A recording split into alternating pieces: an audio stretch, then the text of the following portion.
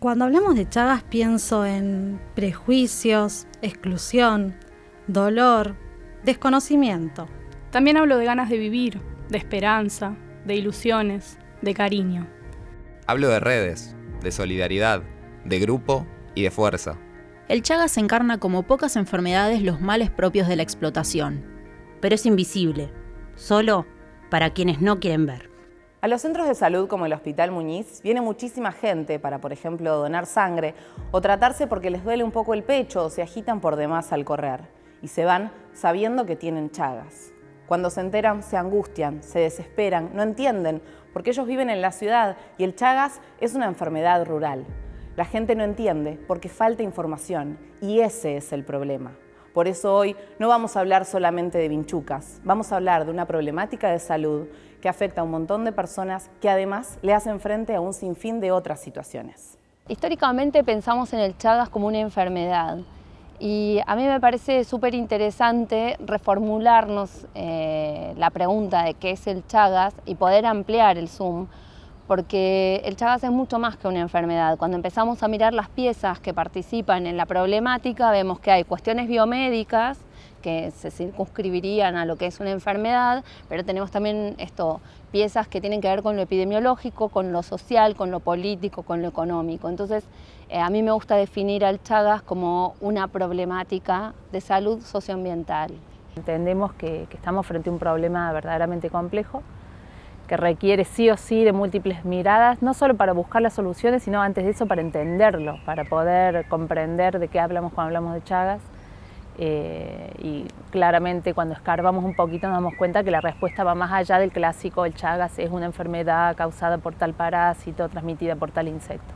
A nivel mundial, se calcula que son al menos 7 millones las personas infectadas por el Trypanosoma cruzi, el parásito responsable de la enfermedad de Chagas. En Argentina, a pesar de la falta de cifras oficiales, se estima que son al menos 1.600.000 las personas que viven con Chagas. La enfermedad de Chagas entra dentro de las enfermedades desatendidas.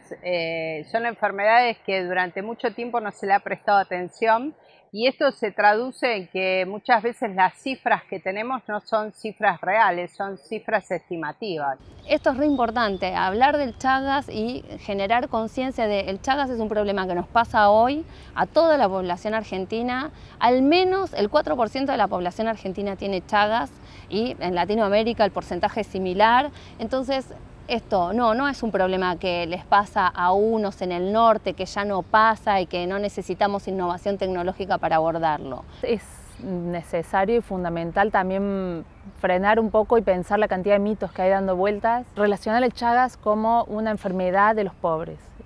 Primera muletilla que hay que cuestionar, porque la vinchuca y el parásito y las otras vías de transmisión no discriminan clase social, no tienen que ver con la clase social ni con el lugar donde a lo mejor con el lugar donde la persona nació tiene que ver si hay más o menos vinchucas, eso sí. La primera vez que escuché hablar del Chagas fue en la escuela. Vimos la película Casas de Fuego y esa fue la información que yo tuve en ese momento. Era eso lo único que tenía de información. Me quedó la imagen de esa nena volando de fiebre, que la doctora abre la muñeca y salen un montón de vinchucas, entonces era como una imagen muy fuerte. Como ellos no saben, dice, el Chaga es contagioso, me dice, tenés Chaga vos.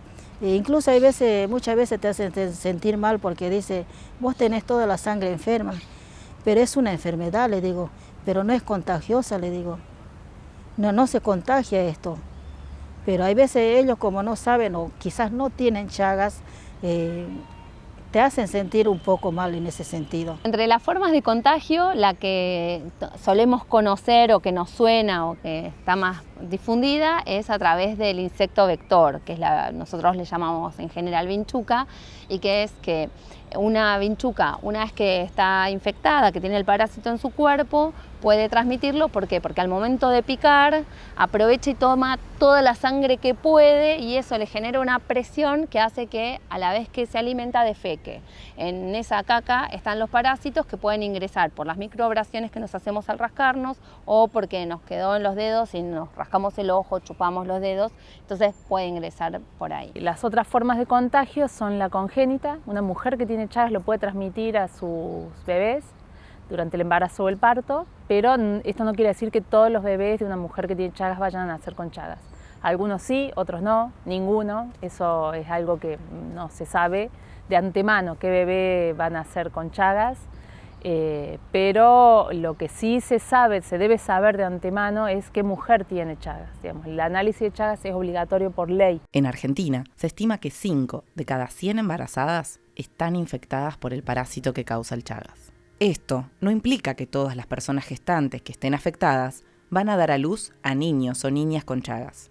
De hecho, en Argentina se estima que esto ocurre en solo 4 de cada 100 casos, lo que lleva a que por año en el país nazcan al menos 1.400 bebés con el parásito. Una situación grave es que solo 300 casos por año son detectados a tiempo, por lo que la gran mayoría queda sin la posibilidad de recibir un tratamiento de manera oportuna. Otras vías de transmisión, otra forma de contagio es a través de las transfusiones de sangre. Una persona que tiene Chagas puede transmitirlo si dona sangre. En Argentina los bancos de sangre se controlan. Después hay otras vías, como es por accidentes de laboratorio, de personas que trabajan con el tripanosoma por distintas circunstancias. También por el trasplante de algunos órganos. Sin embargo, esta vía, digamos, es delicado nombrarla porque no es que estás diciendo que la persona que tiene Chagas no puede ser donante. Digamos, los casos frente a un caso en que se necesite un órgano, es el equipo médico el que va a evaluar la situación de salud de la persona que necesita el órgano y de quien lo está donando. Entonces, ahí es más particular lo que se lleva adelante, digamos, como protocolo frente a estos casos. Y también está una vía que es importante, digamos, no tanto en el país, que es la vía digestiva. Si vos consumís una bebida o un alimento que tenga por distintos motivos el parásito en la preparación, puede ser una vía de contagio también. En Argentina nos podemos imaginar esta vía, por ejemplo, con el consumo de carne de pequeños animales silvestres que estén infectados. Si no ha sido bien cocida esa carne, puede ser una vía de contagio. Así como es importante destacar cómo sí se contagia el parásito del Chagas, es fundamental que sepamos cuáles no son vías de transmisión. La lactancia, por ejemplo, no tiene ninguna contraindicación para madres con Chagas. Mantener relaciones sexuales tampoco es una vía de transmisión del parásito. Compartir un mate, dar un beso, estrechar una mano, ninguna de estas opciones puede causar Chagas. Cuando las personas adquieren la enfermedad tiene 2 fases. Una fase aguda en la cual generalmente no hay sintomatología. Y después se pasa a una fase crónica de la enfermedad.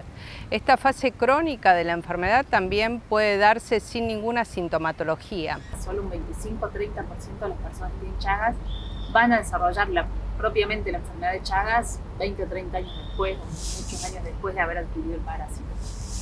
Y aún este 25-30% no es que la muerte es el destino que les espera inexorablemente.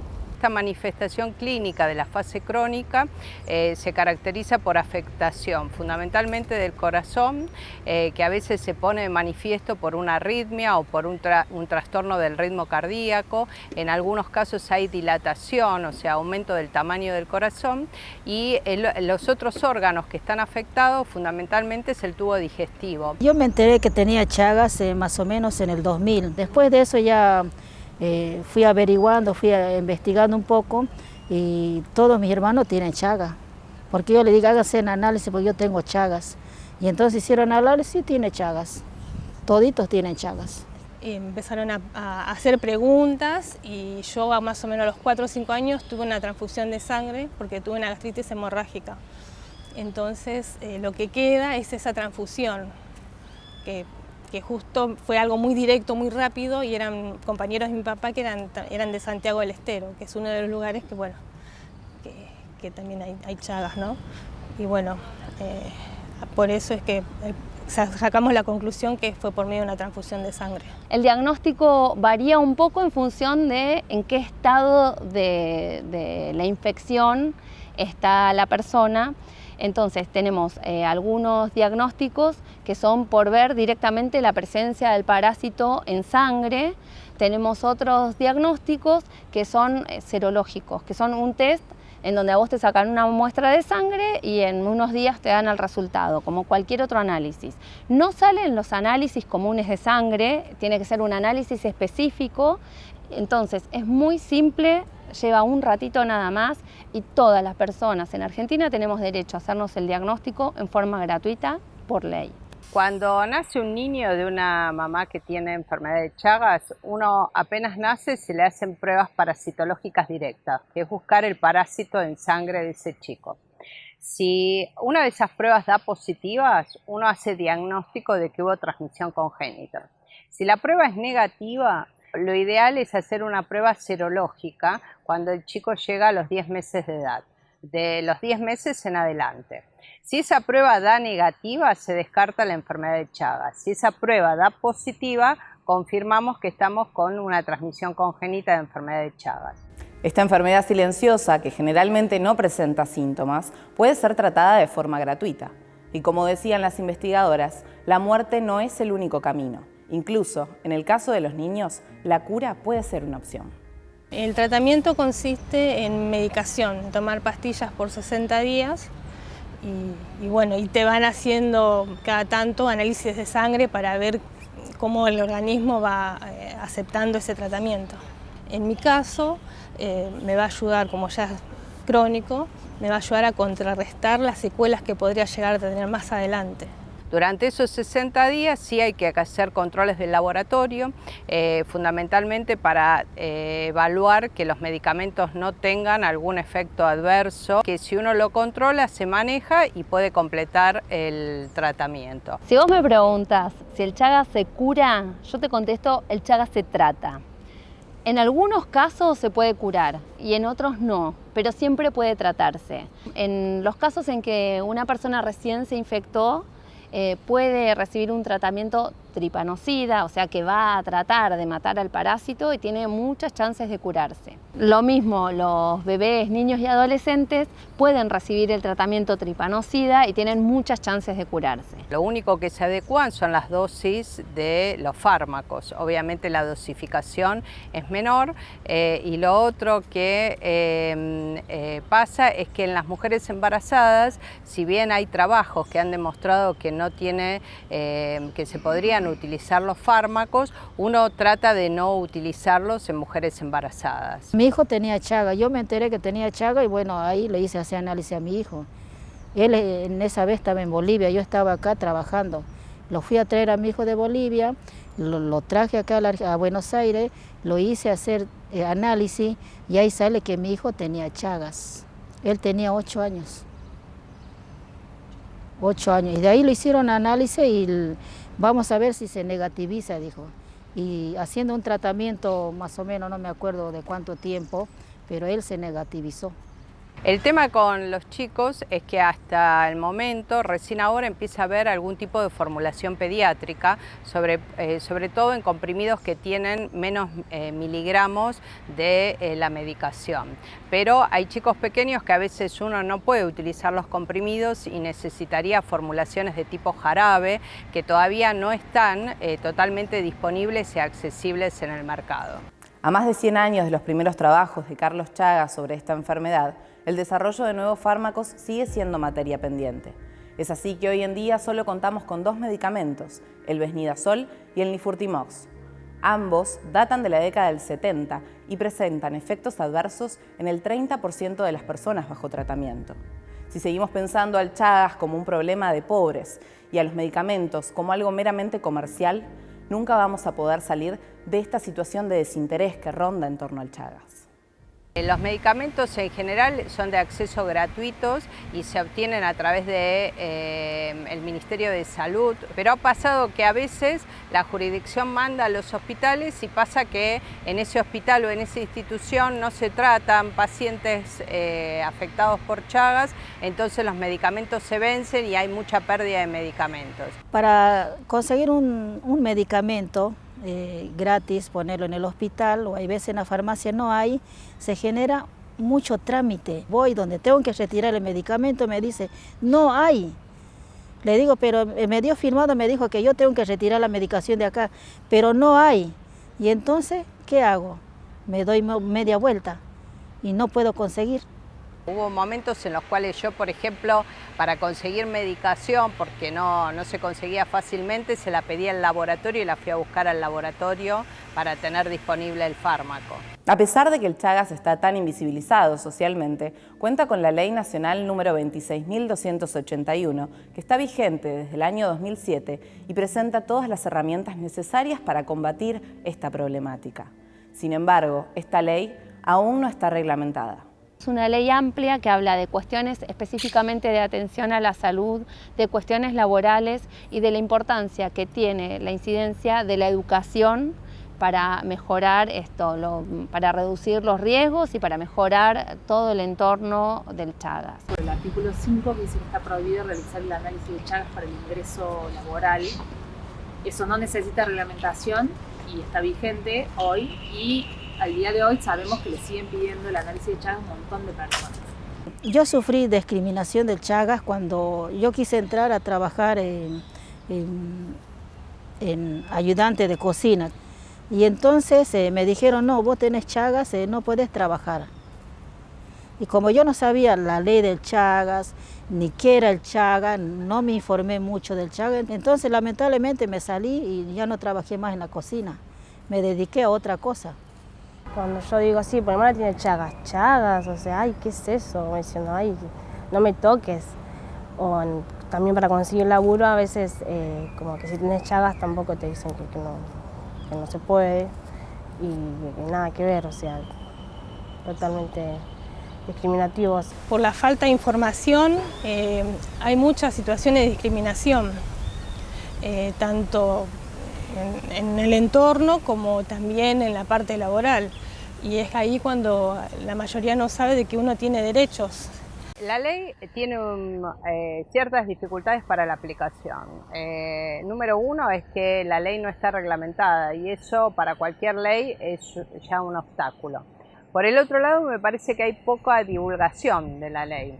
O sea, las personas afectadas no conocen claramente cuáles son sus derechos y esto es algo que sí depende del sistema de salud y de una política pública de dar a conocer cuáles son los derechos de las personas afectadas por Chagas y de dar a conocer esta ley.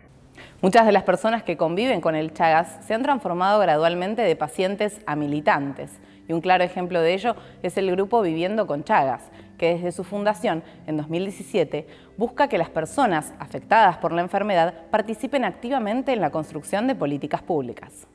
La convocatoria al grupo, por una parte, a los mismos pacientes que asistían al servicio, que acuden, digamos, a diario ahí, y por otra parte se convocó a la gente de salud mental, que siempre tiene una pata en estos grupos de pacientes. La idea era que las mismas pacientes fuesen ellas promotoras de salud y pudieran intervenir en otros espacios, no por ahí directamente relacionados con la salud, como centros culturales, sociedades de fomento, barrios, y que ellas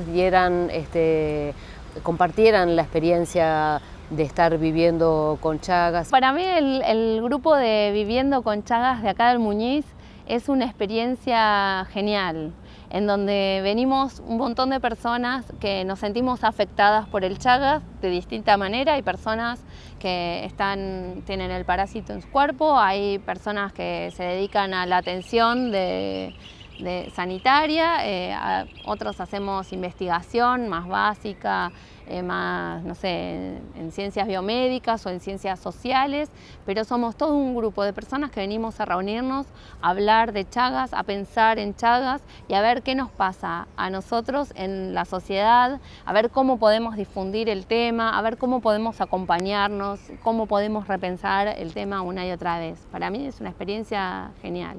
La propuesta que hicimos con el grupo de Viviendo con Chagas fue que el mismo grupo tuviese su diseño de comunicación a través de piezas gráficas o de la página de Facebook y demás, que surgiera de ellos su propia imagen, digamos. Lo importante en este caso es no solo el producto final que logramos con el folleto, el banner y las imágenes en Facebook, sino todo lo que pasó alrededor de ese proceso, ¿no? ¿Qué conversaciones se daban mientras nosotros estábamos cortando y pegando, digamos? También el espacio de de una propuesta relacionada con el arte te permite esto que nosotros estábamos queriendo hacer, ¿no? Digamos, relacionarte desde otro lugar. El sentido del grupo de pares es, por un lado, empoderar a esas personas, porque el Chagas tiene una característica que yo llamaría que es un padecimiento silenciado. Y además hay muchos mitos que circulan, mucho estigma, que defensivamente muchas veces las personas al ubicar un grupo, ¿no? Por su etnia, por una característica a la que vos no te inscribas en ese colectivo, te tranquiliza de que vos no tenés esa patología, ¿no? Es un mecanismo defensivo de la sociedad, digamos, de la sociedad en su conjunto. Bueno, en este grupo que encontré fue sinceramente de parte de los doctores, más de la doctora Ana también, mucha contención, muchísimo apoyo, en el sentido que te generan que, a ver, más o menos uno como tiene el Chagas crónico dice, bueno, no, cualquier rato me da el corazón y listo, quedo lista. Eso es mi sensación mía. Y entonces ellos nos hacen control ya de los intestinos, que vayan a tal hospital, nos hacen control del corazón, un análisis de sangre para ver cómo estamos. Y en esa parte tenemos muchísimo apoyo de parte de ellos. Me encantó la idea, el hecho de que alguien piense en nosotros, fue hermoso, la verdad que me cambió la vida, desde que me llamó, me cambió y bueno, y acá estoy, ¿no? Formando parte. Y el grupo me ayuda en todos los aspectos. La primera reunión que tuve salí con una fuerza como que podía con todo, que no me podía pasar nada. No te sentís solo en esa situación, porque muchos te pueden entender, comprender, pero el estar con personas que también pasan por lo mismo, es como que compartir esas experiencias alivia, ¿no? Ese dolor, o el compartir es como que alivia más. Y bueno, uno no se siente solo ante esa situación y me puedo plantar de otra manera a situaciones de discriminación, ya no enojarme, sino pararme y hablar segura de lo que estoy diciendo. Entonces ya es como que cambia todo. Los temas más frecuentes son el temor a comunicarlo, el temor a decirle al otro que tiene Chagas, mucho temor al rechazo, mucho temor a ser discriminados, a que las personas tengan temor de contagiarse, ¿no? Entonces, bueno, se llaman a silencio verdaderamente, porque piensan que van a ser justamente rechazados. Jamás en el colegio supo que tuvo Chagas también. Yo por el miedo de discriminación, porque ha visto que los chicos son, yo tengo esto, sin pensar lo dicen, y entonces hay otros chicos que reaccionan, dicen, no, este tiene, lo hacen sentir mal. Por eso en el colegio jamás dije que él tiene Chagas, que se negativizó, todo. Me ponían todas las enfermedades y yo el Chagas le ponía que no tenía. Personalmente, y creo que en el grupo también lo compartimos, es la necesidad de justamente de esto que te decía de la participación social de las personas, no solo de los equipos de salud, sino incorporar a las personas y a sus familias y a sus círculos cercanos que aporten su conocimiento sobre las problemáticas alrededor del Chagas. Es que cuando son las mismas personas involucradas las que dan cuenta de la problemática, el mensaje es recibido de otra forma completamente distinto. Es sumamente importante que la familia y todo lo que te rodean también, es porque muestran interés y es un gran gesto de amor también, digamos, el querer saber para poder ayudar al otro. Además, creo que uno solo no puede, siempre necesita la ayuda de alguien, ya sea para que te incentive, bueno, lo podés hacer, porque uno solo por ahí se deprime y por ahí no quiere salir adelante en esa situación. Al estar con ella también como que es para tirarla para adelante, por ahí capaz que tiene que haber una charla y como que no se anima y yo dale, vamos, dale, y darle ánimo, o si no le digo que ella que me explique a mí qué es lo que tiene que decir. Y aparte por estar con ella porque es mi hermana y la amo y hago lo que haga, voy a estar con ella siempre. Esa transformación, creo que esa impronta que deja el grupo es de ser paciente. Paciente viene de alguien pasivo, ¿no? Al haber recibido esas herramientas, unas herramientas, y haberse apropiado de esas herramientas, se convierte en un militante. Personas con la fuerza, ¿no?, de con pequeños granitos de arena, ¿no?, de ir transformando o intentando dejar esos granitos de arena por los lugares que circulan. A nivel mundial, el trabajo de divulgación realizado por grupos como el de Viviendo con Chagas dio sus frutos. En 2019, por unanimidad, la Organización Mundial de la Salud declaró el 14 de abril como el Día Mundial de las Personas Afectadas por el Chagas. Es un día más que nos permite también al grupo mostrar nuestras actividades y nuestros objetivos y nuestras esperanzas. A mí me puse contenta, dije, por fin se está visibilizando más la enfermedad del Chagas, está haciendo gran parte que agradecer también a los que investigan este mal de Chagas y que siguen investigando, y para mí es una felicidad y yo me siento muy bien. Me acuerdo que el día que se declaró como Día Mundial, Mariana nos mandó un mensaje con la declaración y fue una emoción muy grande porque de nada, de no tener muchas posibilidades y de golpe que la enfermedad sea reconocida mundialmente, es realmente muy importante para todos nosotros.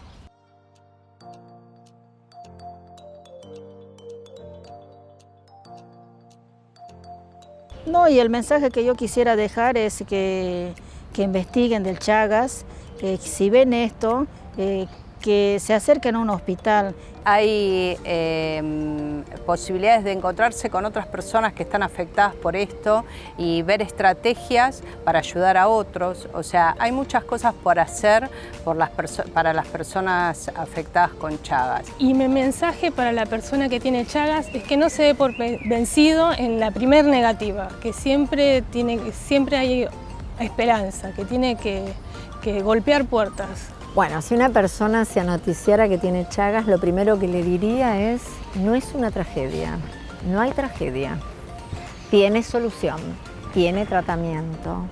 Y acá vas a encontrar un grupo que te acompañe, vas a encontrar un equipo de profesionales que no solamente te va a controlar, sino que te va a escuchar y te va a mostrar que no es grave.